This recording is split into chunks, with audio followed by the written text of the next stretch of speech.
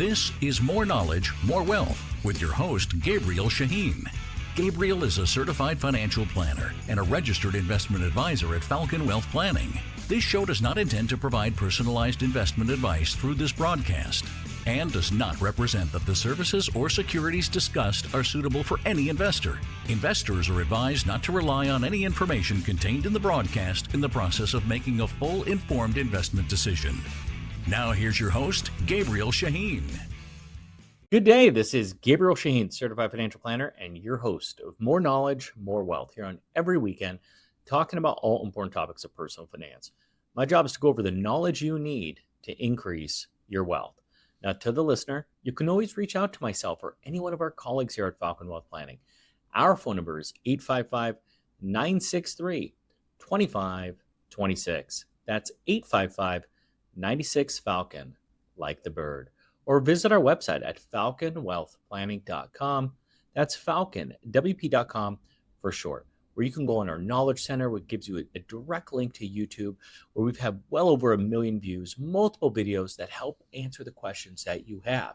And if you want to put an inquiry so we can talk about it on the show or create a Knowledge Center video, please send your inquiry to radio@falconwp.com. That's radio@falconwp.com. And also you can go get this episode, any one of our previous episodes on Spotify, podcasts, you name it, folks. Now, I'm the president of Falcon Wealth Planning. We are a fee-only, non-commission, true fiduciary, folks. And we talk about all important topics of personal finance. That's where you are today, how retirement looks like, investments, estate planning, insurance, folks, you name it.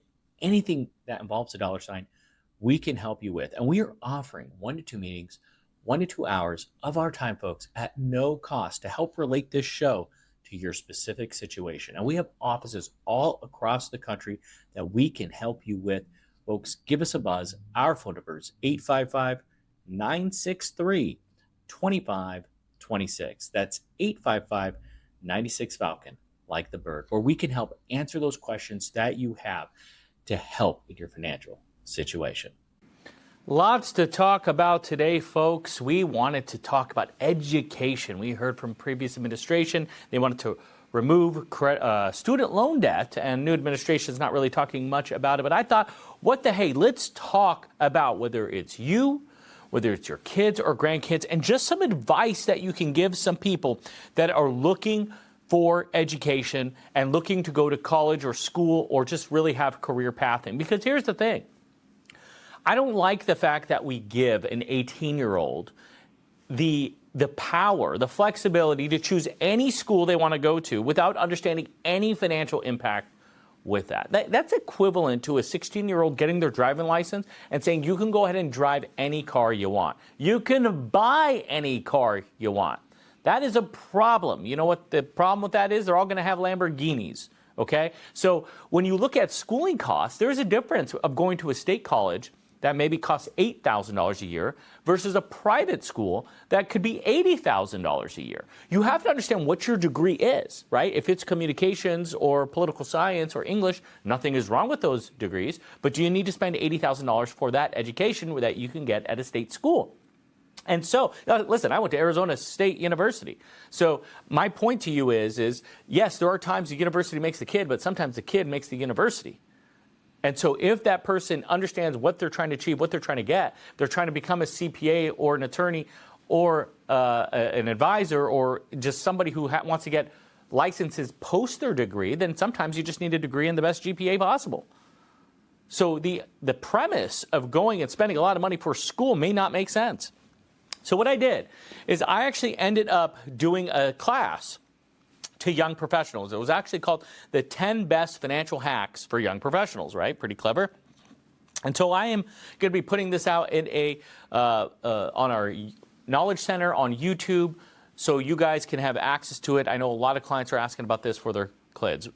So, but the first thing I really want to discuss with education, right, outside of understanding your career pathing and what you want to do, I want to focus on subsidizing school costs. I think this is important because a lot of employers offer tuition reimbursement. Now, this is in two forms. Number one, it could be $5,250 that most employers cover for reimbursement on education, and that is tax free. So this is a fantastic one. In addition to that, there are, for people who want to get student loans, you can get subsidized student loans, which means there is no interest that accumulates. And it doesn't accumulate until 6 months after graduation. It's literally free money. If you just take that money and put it into a savings account, assuming you don't need the money for school, and you're earning 1%, 2%, 3%, you will actually make money by doing this process. Unsubsidized loans are the interest accumulates instantly on day one that you take the loan. So on subsidized loans, there are ways to subsidize your schooling costs through tuition reimbursement through your employer, which is typically capped at $5,250, and interest rates. Now, let's take it a step further, because you have companies like Amazon, Boeing, Chipotle, Discover, Disney, Home Depot, Papa John's, Starbucks, Target, T-Mobile, UPS, Walmart, and the list goes on and on and on. Those are just the top 12 that I found, where they will pay for your school. Now, some of them say you have to get a degree that's relevant to the place that you're working. Some of it is limited to maybe certain universities, whatever the case is. They are now focusing, employers, to say that we will pay for your education. Some of them might say you have to stay for a year or two afterwards, but for them, that makes all the sense in the world. So before you start just saying, I'm going to go ahead and pay and get student loans for my education, it's important to look at what options you have available. And how cool is that on a resume to say, with graduating with 4 years of work experience at one of these 12 companies, let alone hundreds of others that offer something similar to this, you now graduate with 4 years of experience, and you could tell people, I am a fantastic multitasker because I've worked, whether it's part-time or full-time, while going to school. And oh, by the way, I did pretty good at it as well. So these are the things that I see people often mess up on. They don't even factor it. They don't even look at it. They don't even take it into consideration, and it's annoying and frustrating. By the way, folks, if you're just joining me, you're listening to Gabriel Shahin, Certified Financial Planner, and your host of More Knowledge, More Wealth. Here on every weekend, we're talking about all important topics of personal finance. And today, I just thought I want to talk about education costs and what kids, grandkids, or yourself can be doing to prepare for education, for secondary education. And so, or I should say higher education. And another thing that kind of bothers me that a lot of people don't give a lot of merit to is trade schools. Now, I mean, what is a trade school? These are things that could teach you, which a four-year degree doesn't need to, such as electrician, plumbing, aircraft mechanics, solar installation, farm tech, paralegal, automotive tech, IT support, web design, construction. I mean, one of the most successful clients I've ever worked with in my career was a plumber who ended up starting his own plumbing company. So my point of all of this is that do not look down on certain trade that are out there, because those trades can be very profitable. And oh, by the way, after you graduate at 18 or 19 from high school, you go into a trade school of 1 to 2 years, you start making money almost instantly. There is a shortage of plumbers. There's a shortage of electricians. There's a shortage of auto mechanics. Because why? Those aren't cool jobs. Those are jobs you have to get your hand dirty. Sometimes getting your hand dirty is huge because these jobs typically have six figures. You want to know what is cool? Is making six figures. Okay? Who cares what's not cool when you're making money? It's also easy to be self-employed for those who have that ambition. It's also less competitive because less people are getting in there. You can make money faster, sooner, which is the opportunity cost. And a lot of these have like union options, which has pensions and benefits. So there are benefits for trade schools that just a lot of people do not see often. And it just kind of blows my mind a little bit when I hear that. Interesting. Have that conversation with your kids. If your goal is to make money as fast as you can, you have that entrepreneur mindset, well, you can go ahead and start learning these trades to go ahead and implement them. It could be huge. Here's another thing that I thought that's interesting is there are some companies out there, Wells Fargo being one of them, that offers a student credit card. So I know this is kind of taking a little bit of a tangent. Now, these credit cards typically have a $500 to maybe $1,500 limit available credit line. But it teaches you the discipline of charging the card and paying it off, charging it and paying it off, and it has you build credit early. So like I said, the interest rates are what, north of 30%, but who cares if you don't carry a balance? Just pay it off, pay it off, pay it off, and you are building your credit. Now, the cool thing of this college credit card is it's like $500 to $1,500 is the limit, is if God forbid blows out of control, you do it over, maybe, just maybe, there's a learning lesson there, but maybe your parents could come in and bail you out without having to do $5,000, $10,000+. It can be $500 to $1,500, but you are learning the key element of personal finance, and that is understanding a credit card. And there are so many benefits to credit cards. For example, yes, you get 30 days interest free on your credit cards, right? You charge it, you have 30 days to pay it back, right, after the statement cycle closes. You have fraud protection and assurance as well, which is, yet again, very important, right? If you have your debit card that gets hacked, well, it takes the money out of your bank account. It can take a while. You could bounce checks. You can't make maybe rent. It could be a problem. Of course, we already know about the building of the credit, but the rewards. A lot of these do have reward card features, which could be very, very helpful and advantageous. Yet again, assuming that you pay it off. And here's another thing. I've seen people with subsidized loans while they're working paying off their student loans. This is absolutely crazy. This is like financial illiteracy, in my opinion. This is something that you have to teach and understand. Number one is zero interest is fantastic. Why would you rush that? That's number one. Number two, probably as important, is understanding that there are sometimes benefits to having mortgages or other types of debt like the zero interest and so on. It could be a car loan at 1.99%. That's a fantastic rate, especially if you could redeploy that money somewhere else and earn more than that 1.99, even 2.99, heck, even 3.99. The idea is understanding money is huge. This is where they say the school of hard knocks. You don't want to spend your whole life trying to pay down your house. All of a sudden you're at retirement and you don't have money there. So what, your house rich and cash poor? That doesn't make sense. Your house is an investment. It appreciates with or without a mortgage. So this is crucial in the understanding of what makes sense. So by understanding that certain also debts, such as a mortgage, also has tax benefits for carrying it. So that 6%, it might be 3%, depending on your tax bracket. This is Gabriel Shahin, Certified Financial Planner and President of Falcon Wealth Planning. We wanted to offer you a free financial assessment for listening to the show so you can help relate it to your specific situation. We offer multiple services such as retirement planning, where you are today, how retirement looks like, talking about Social Security, real estate, planning, even if you own a business, talking about taxes, not just how to save money today, but also throughout retirement.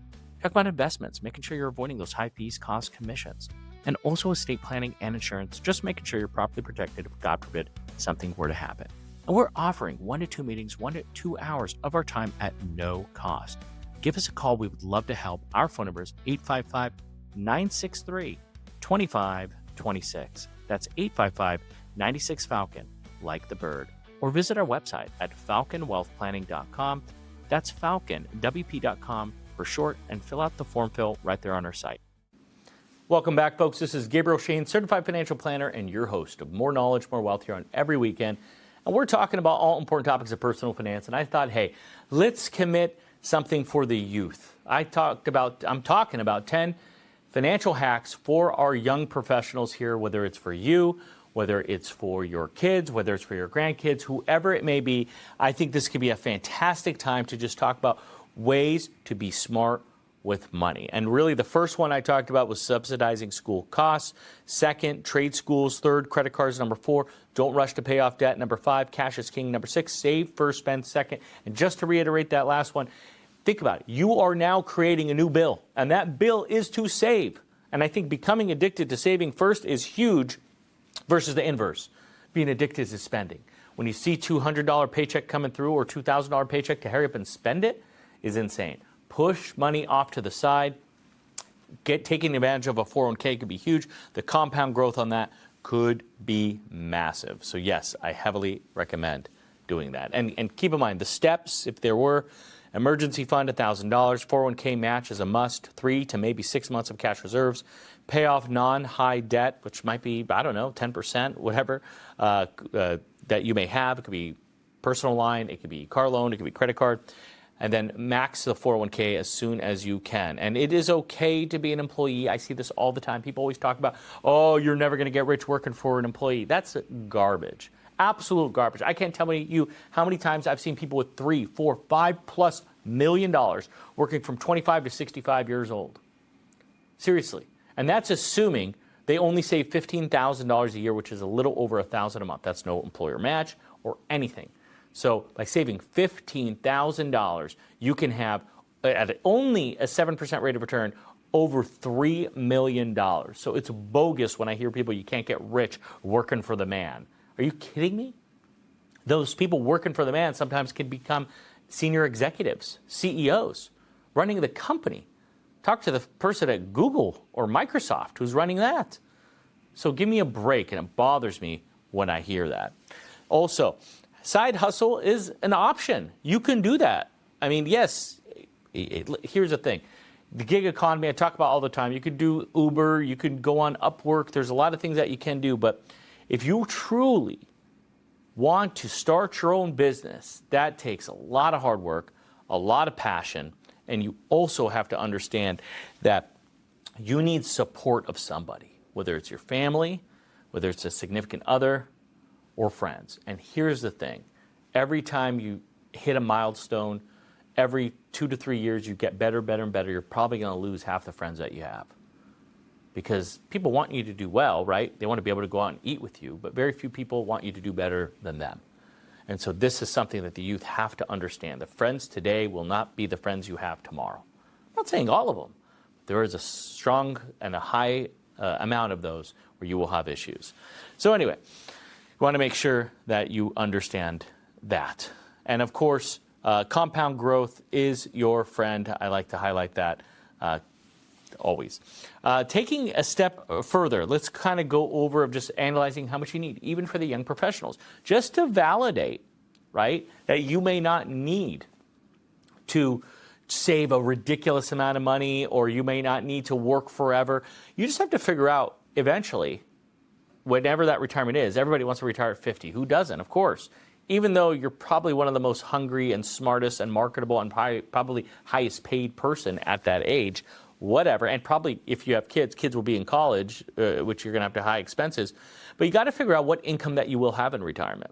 Now, that could be a rental property, it could be a pension, it could be Social Security, which at 50, you're too young for any of those, and you're going to have to pay health care until 65. But then you figure out what you're spending, right? If you spend $10,000 a month, $120,000 a year, you subtract that on what income you expect in retirement. That deficit you have to divide by, we'll call it 4%. By dividing by 4%, assuming you bring in $80,000, you spend $120,000, that's a $40,000 deficit. You divide that $40,000 by 4%, you need $1 million. Simple as that. Now, you can back into that using those fancy time value of money finance calculators, and you can figure out how much you need to start saving to get to that goal. This is where some people talk to a professional to help them get to that level. By the way, folks, if you're just joining me, you're listening to Gabriel Shahin, Certified Financial Planner, and your host of More Knowledge, More Wealth, here on every weekend, talking about all important topics of personal finance. And today, I just thought, let's focus on the young professionals today. The second, what is this? We're on number 7. Here's the thing. Understanding taxes is going to be crucial for you. Understanding what tax bracket you're in, understanding the tax forms and how they work, saving into a Roth or saving into a traditional.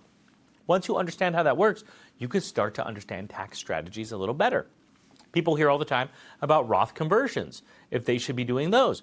Or you could start to really understand write-offs and the benefit that has, whether you give to charity, whether you understand your mortgage interest is a write-off for you, you start to see the tax benefits of having those.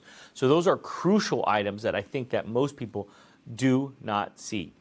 And this understanding of tax is hard, but you have to also walk through the tax return or have somebody walk you through the tax return of line by line what they mean. And quite frankly, that's a good video I probably should make, is walking somebody down the tax return so you understand what that is. Because by putting money in, and we get this a lot, especially from young professionals, contributing to a Roth IRA makes a lot of sense, because you have so much room for that growth to be tax-free, and most likely younger people are not in super high tax brackets.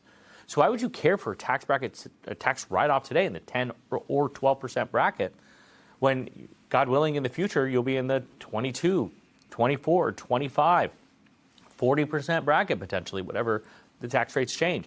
So yes, these are the things that you should be looking at.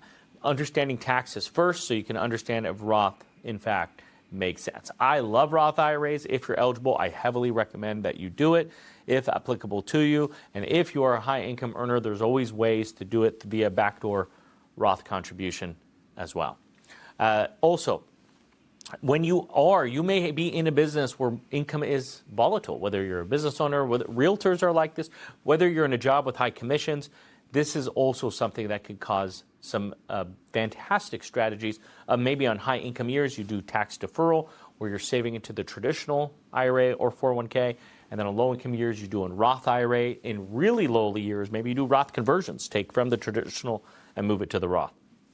This could be a fantastic way to give you opportunity to take advantage of these strategies and income times of when you're up or down in income. And then lastly, here's the thing that I see often, and with young people, just like everybody, I know we like picking on young people here, but people get emotional. And nobody likes to lose money. So when the markets are dropping, they freak out and they don't know what to do. They actually even look to prematurely sell. Find an investment that you're comfortable for the next 5 to 10 years sitting it there. I know a lot of people you see on social media saying VOO. You know what that is? It's the S&P 500. You are investing in an index, and that index is not going away anytime soon. By putting that money to work, you can have that sit there and compound grow. If it drops a lot, have some money on the sidelines, and if you can afford to put more money in, put it in. It's very hard for an index to go to zero, right? Because we got bigger problems on our hand. You got the grocery markets that will be out of business, the banks, who cares about cash? Banks will be out of business. Everything will be out of business, right? So by investing in something that you see long-term, I think that makes a lot of sense. I'm boring. I like indexes. That's how I invest. I hate losing. I hate money going to zero. Stocks can go to zero. An individual company can go to zero, but the likelihood that the S&P 500 does is very unlikely. So control your emotions in investing. Control your emotions in life could be a huge life lesson for you, especially if you're looking to get into a relationship. That was a fast show, folks. I want to thank you for tuning in with us this weekend. You can always reach out to myself or any one of our colleagues here at Falcon Wealth Planning. Our phone number is 855-963-2526. That's 855-96-FALCON, like the bird. Or visit our website at falconwealthplanning.com. That's falconwp.com for short, where you can go and visit our Knowledge Center, which redirects you to YouTube. We have over 1 million views, folks. And if you want us to discuss anything on YouTube, on the show, whatever, send your inquiry to radio@falconwp.com. That's radio@falconwp.com. And if you want this episode, any one of our previous episodes, you can go on podcast, Spotify. We have them all there. And folks, we want to thank you for your trust. We want you to feel free and feel comfortable to reach out with any questions that you have. I want you to have a fantastic weekend. Have a great week, and God bless.